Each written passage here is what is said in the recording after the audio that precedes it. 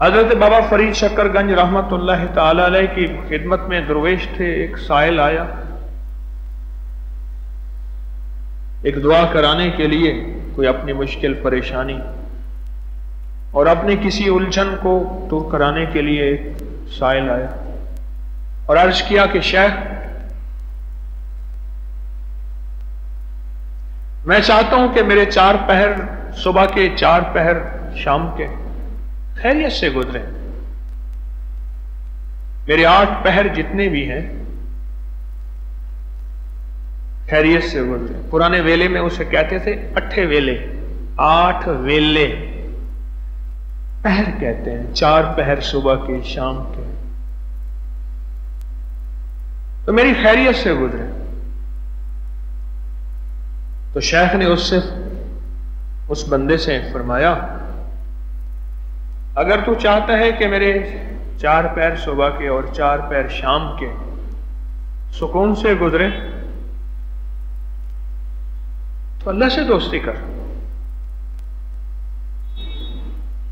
اور اس کے حبیب سے کی غلامی کر. انہیں لگے جی پھر دوستی کا طریقہ بھی سکھا دے، کروں کیسے؟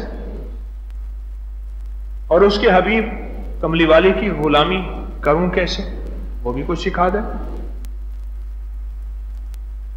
مجھے تو پتہ نہیں ہے کہ وہ غلامی کیا ہوتی ہے، وہ دوستی کیا ہوتی ہے، وہ محبت کیا ہوتا ہے، وہ تعلق کیا ہوتا ہے، مجھے کچھ خبر نہیں تھی.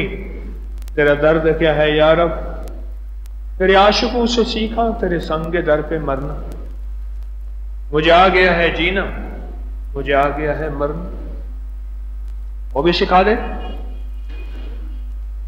اسے ایسے دیکھا غور سے، کہنے لگے تجھے میں کوئی بہت بڑی چیز نہیں بتاتا، بس تو بسم اللہ سے دوستی کر لے، تیرے ساری اللہ سے بھی دوستی ہو جائے گی، اس کے حبیب سے بھی دوستی.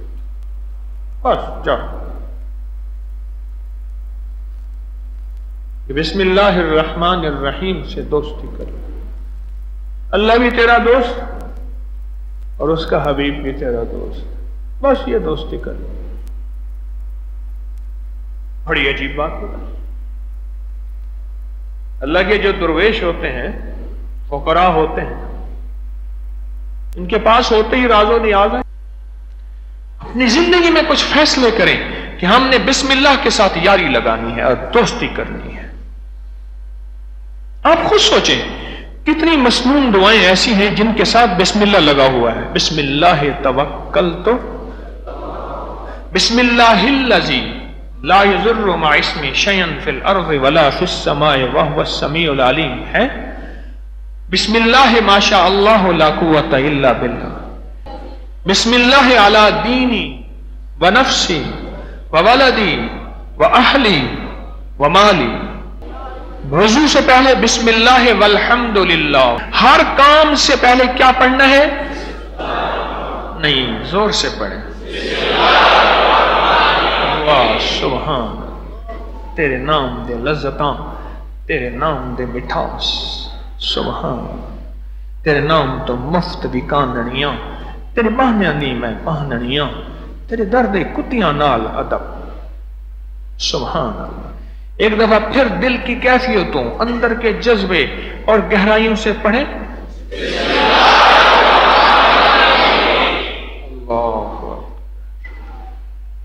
آپ نے محسوس نہیں کیا کہ دل کا رواں رواں ایسے تار تار بج گئی ہے؟